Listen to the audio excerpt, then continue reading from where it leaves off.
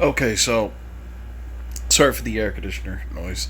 Um, I did a video yesterday with my prediction on who I believe the 49ers would take with the third pick. I gave a reason why. I gave what they possibly need, and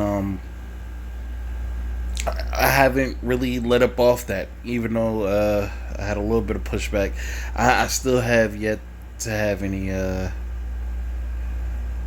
pushback. Because I haven't yet to have any pushback that would change my mind. So, um, I think Devontae Smith is the third pick. I think he will be the third pick. I think the first two teams, because when it's a quarterback dominated draft, which it pretty much is, I mean, the top 10, everybody's talking about who's going to take a quarterback in the top 10. So, in a draft like this, where you got like a RG3 and a Andrew Luck, or you got like what was the last time we had a Jared Goff and a Carson Wentz? Like usually the first two picks are reserved for like quarterbacks, and then like the third pick, it varies. I mean, sometimes an offensive line is taken, sometimes that edge rusher is taken, sometimes the receiver is taken. Uh, I think Devontae Smith is the pick because the 49ers don't really have receivers. If you bring a quarterback in, who are you going to have out there catching the ball for him besides Kittle? I mean, is Debo Samuel the guy? Is he the guy that's going to demand 150 targets, catch about 95 to 100 passes, maybe like 11 or 1200 yards and like 10 touchdowns? Is he a guy that can get you those kind of numbers? You know, I don't think I don't believe he played too well last year. He kind of had like that Juju effect, which I said, where people believe Juju was the number one receiver after Antonio Brown forced his way out of Pittsburgh, and people talked about how this was Juju's time to shine. And me personally, I didn't believe so because, you know, just because a guy plays well in a what do you call it, a supplementary role, doesn't mean that they could step to the main stage and actually perform at that same level or probably better. You rarely see it. So I didn't think Debo Samuel really was primed for a big year. How I guess people thought he was going to be, but they need a receiver. I mean, if you bring even if you bring a quarterback in, who are you going to have out there with him? Because a quarterback needs targets. They need weapons. Okay, and let me say this: just because Jimmy Garoppolo is injured as much as he's injured, does not mean that they're just going to shit on the investment that they've made in him. Okay, like that does not mean that they're going to do that, and because they traded up to the third pick does not mean they're going to move on. I'm not saying they're not going to do that. I'm just saying it is not 100% factual that they're going to do that unless the moves have already been made. And if they were going to go with a quarterback, okay, if you're committed with going in a different direction with the quarterback, why not just get rid of Garoppolo when you have a chance? While you have a chance, they could possibly trade him this week, next week, before the draft even comes up. They could possibly trade him, but so far the dude still appears to be on the team. The reason why Jared Goff got moved from the Rams to the Lions was because Jared Goff's play was poor. Okay, his play was so poor they could not justify keeping him there anymore. They needed to move on. With Garoppolo, even though I don't think he's really that good of a quarterback anyway, it's mostly been the injuries that has prevented him from being able to show his full capabilities. You know, because ever since he got to the 49ers, he's been injured. So I said all that just to say this. Just because they traded up to the third pick, just because he's injured a lot, does not mean they're going to move on. Michael Vick had injury issues in Atlanta.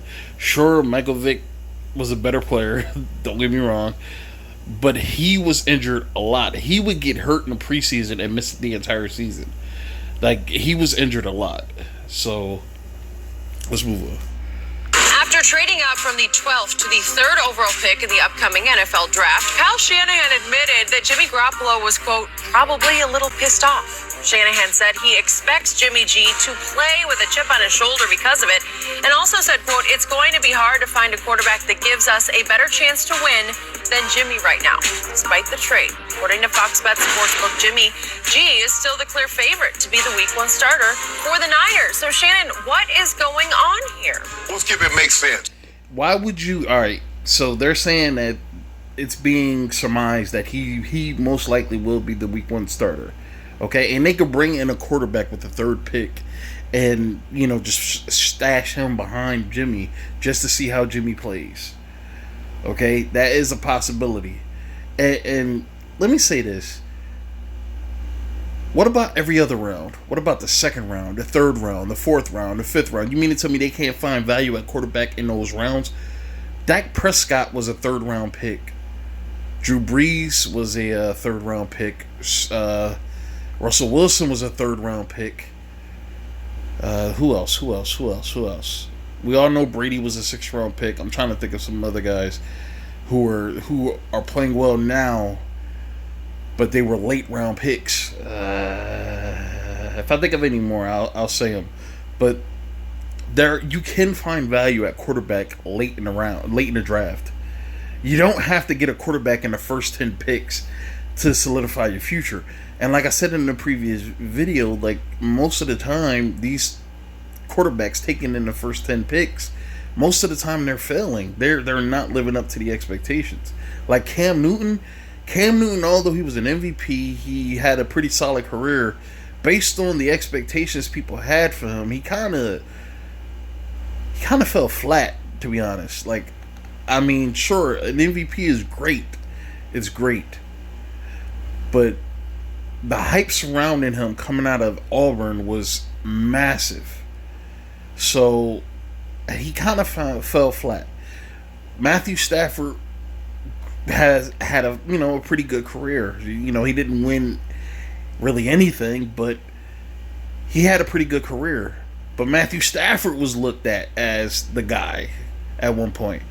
That's the type of hype that comes with it being a top 10 pick at quarterback.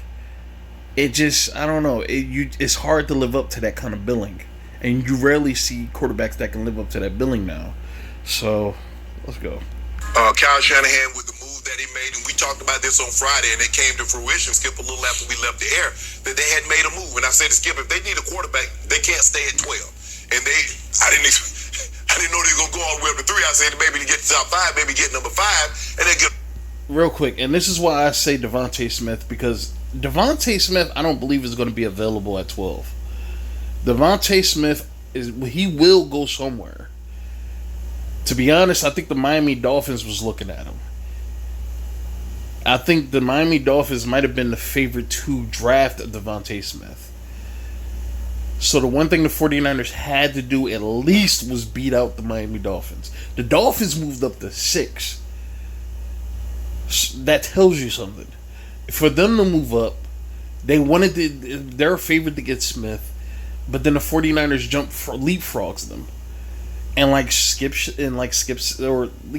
said, why would you give up so much just to move up to the 3rd pick when you could have give up as much, moved up to the 2nd pick? Because Trevor Lawrence is the 1st pick. He's going to be the first guy taken. So you give yourself the best chance to get whatever is available after that, which is pretty much the entire draft. So now, moving up to the 3rd pick, trying to get a quarterback, you possibly could lose out on the 2 top prospects, which is Lawrence and whoever is taken 2nd, which I think is Fields, but that's just my opinion. But why move up to 3rd when you could have traded all that away and moved up to 2nd to get you a guy right after Lawrence was taken?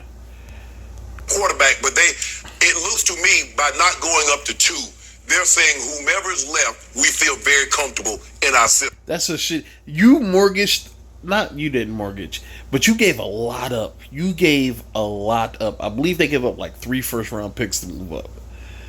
You gave in a 2nd rounder. They gave up a lot. So you move up 9 spots to the third pick to get whatever quarterback is left on the board.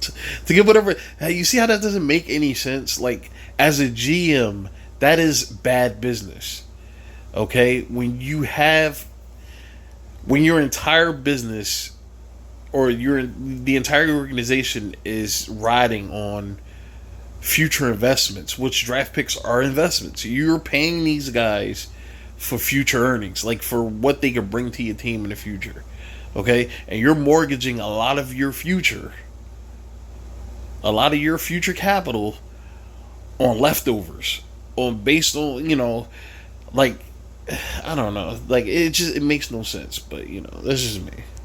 With that being said, it also tells me that Jimmy G gives them a better chance. And maybe Jimmy's going to be the bridge, which is a very expensive bridge, unless they rework the contract. And Jimmy's like, well, since y'all took a quarterback, why would I do anything to accommodate you? Because we probably put your butt on the street if that's the case.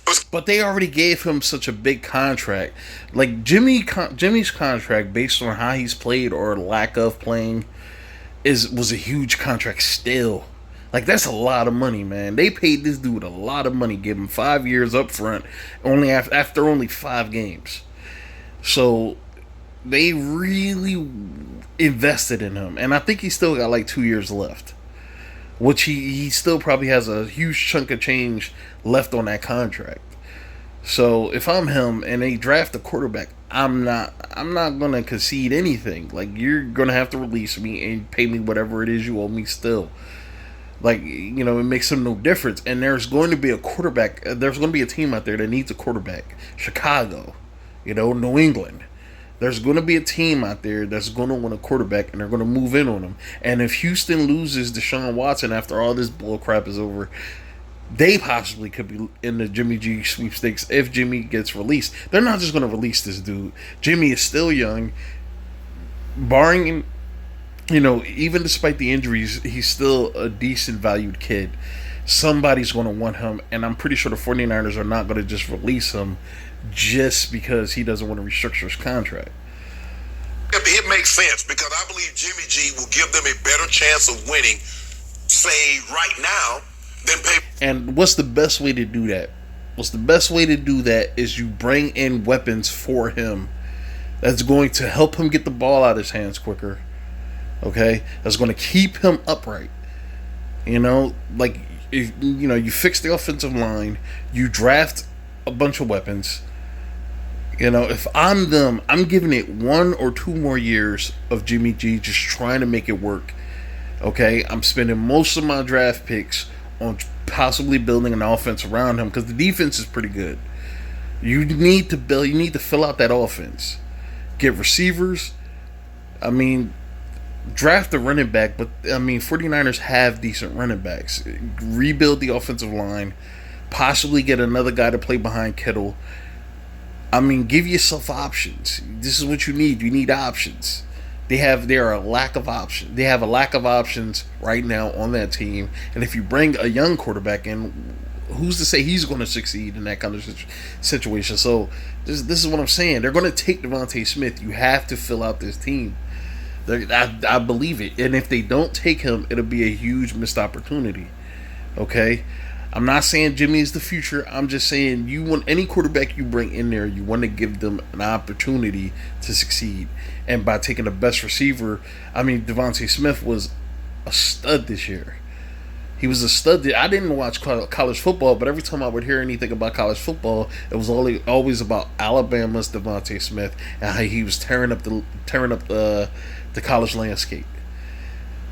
You take that kid, you put him out there. You put him out there with George Kittle. Come on, man. Defenses are going to be shitting themselves. Excuse my language. Look at Justin Jefferson. Justin Jefferson was supposed to be the best receiver in last year's draft, but he was picked, I think, like he was like the third receiver, I believe. The Eagles should have took him. I don't know why the Eagles didn't take him, but they should have took him. Maybe one of these rookie quarterbacks will. And how many of these guys are going to probably be your opening day starter other than Trevor Lawrence? Skip, I like guys that have stayed at least, you look at Peyton Manning, he was a 4-year starter. You look at Andrew Luck, he stayed on. There are certain situations, Skip, sometimes where we get a guy that has an outstanding 1-year career. Cam basically had 1 year starter at a major college program and came in and did what he did. But for the most part, I like to see guys get 2 or 3 and get a couple of years up under their belt. But this makes sense to me. Jimmy shouldn't be upset. You can't stay healthy. You turn the ball over entirely too much. 2 recipes for disaster that'll get you benched and get you released. And Sure. Turnovers are bad, okay? They're bad. They're inexcusable. Sure. But like with everything else, you have to have context, okay? The weakest part, I believe, of the 49ers over the last 2 or 3 years, the weakest part of that team was the receiving core. Now, you had George Kittle, but who else have you had? They have no receivers. They have nobody. I mean, Deebo Samuel was looked at as a huge player last year, especially in the Super Bowl. He was looked at as the guy, like he was looked at as that's because they had nobody else making plays for him. They had nobody else making plays for him. It was the running backs, the tight end, and that defense that had them up late in that game. The receivers, I mean, Emmanuel Sanders did a decent job, but like I said, man, Emmanuel Sanders is not putting fear in any defense's heart like he was in Denver. Like, he's not doing things like that anymore. They have no receivers. You bring your guy in, and that fixes that issue, man. I'm telling you, Devontae Smith is going to be the 3rd pick, and if he's not the 3rd pick, a huge missed opportunity. This might be the worst missed opportunity than the Eagles not taking Justin Jefferson last year. I believe they took Jalen Reagor last year. Has a problem with both of those. Skip, he can't stay healthy. He tore his ACL, basically his first year on the job, and then last year he missed all this time with an ankle injury. So what did they expect Kyle Shanahan and John Lynch to do? So I like the move to move up and go get a quarterback. Hell, I wish I knew who they're going to take. Go to 2, we have a pretty good idea. But going to 3, we have no idea who they're going to take. But I like the move. I like holding on to Jimmy. But he also said, Skip, blow me away, and I'll let you have it. He did say that. So, as much as I like Kyle Shanahan, to me, he looks more and more foolish as he tries to talk in circles and talk. Bro, I hate the hype around young coaches, man. I hate the hype around young. It's worse than the hype around quarterbacks. I hate the hype around these young, innovative coaches. Sean McVay, Matt LaFleur, Cliff Kingsbury, Kyle Shanahan. These are supposed to be the guys supposed to be reshaping the NFL for like the next 10 or 20 or 30 years, man. These are supposed to be the guys. But every time you see them on the field, man, they're coming up short, man. Sean McVay came up short. Kyle Shanahan came up short twice. Cliff Kingsbury is still trying to get his ship stable. And Matt LaFleur, man, the worst thing for a coach, worst thing for a coach is to have an all-time great quarterback, and now you're viewed in the eyes of fans and that quarterback as doing that quarterback wrong. I mean, Matt LaFleur right now, he has to move on to Jordan Love, because I think at this point, man, like, it's going to be a really strained relationship between him and Aaron Rodgers moving on. So if I'm him, I mean, I'm doing what I can to possibly move Aaron Rodgers, try to get a boatload of things, and then try to move on with Jordan Love. His way out of what they just did. I don't get it, because they just paid a king's ransom. They just bet their next 3 years, draft picks, first round picks, obviously in 22 and 23, to go from 12 up to 3. And I told you. And this is what I'm saying. Like, why would you move up to 3 when we already know who the first 2 quarterbacks are probably going to be taken is Trevor Lawrence, Justin Fields? Do you have faith in Zach Wilson? Is Mac Jones your guy? Like, are these guys that you want to take with that 3rd pick? Yesterday, if you went to 2, I'd be okay with it. Look at Baker Mayfield. Baker Mayfield was not looked at as a guy who was going to be taken number one overall.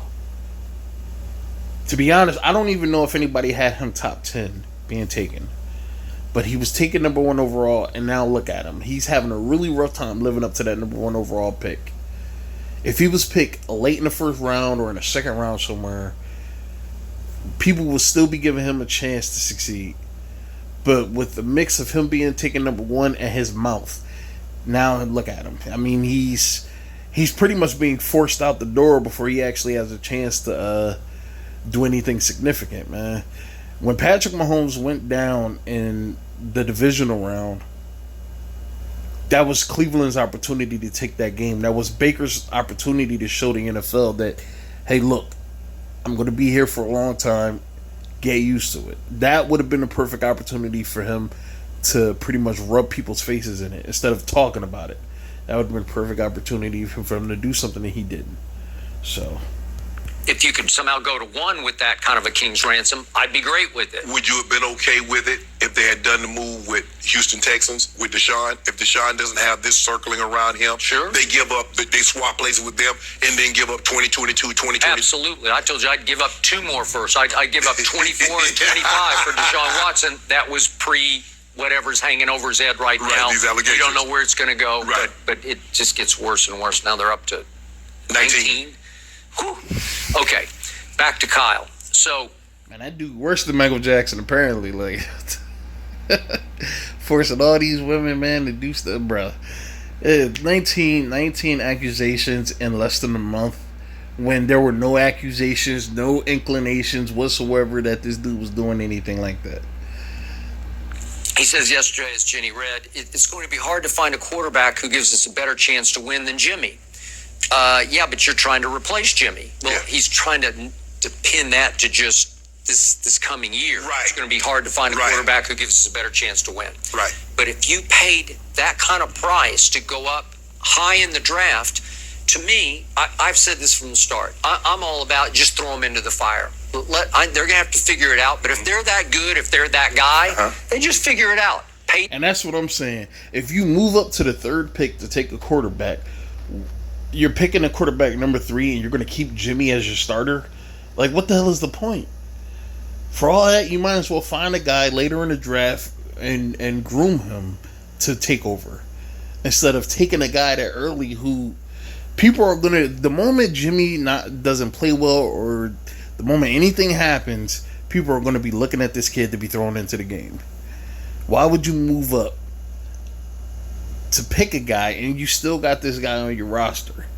You know, like, it's just, there are so many moving parts. There are so many possible outcomes that it's hard for me to sit here and say, well, you know, they could do this, they could do that, because there are so many different outcomes that could play itself out. But I'm gonna say this and then end it, man. Look, I believe they're gonna take Devontae Smith. I gave a bunch of laundry lists full of reasons why, and just the scenario that's happening before our eyes. You know, the position they're in, the way the roster looks, what they need. I mean, you know, but we'll see. This wouldn't be the first time that I've been proven right. Back when I used to make predictions, and on week-to-week games, I said 2 years ago, back when Cleveland was first forming with Baker, and I believe they had Odell Beckham Jr., I said the Cleveland Browns were going to get dusted. They were going to get dusted by the Tennessee Titans. Okay? And this was back when they had all the Super Bowl hype. And what happened? They lost by like 20 or 30. They lost by a lot. All right? It's not hard to see these outcomes happen. I see it happening. Whether it happens or not, we'll see. That's it, man. I'm done.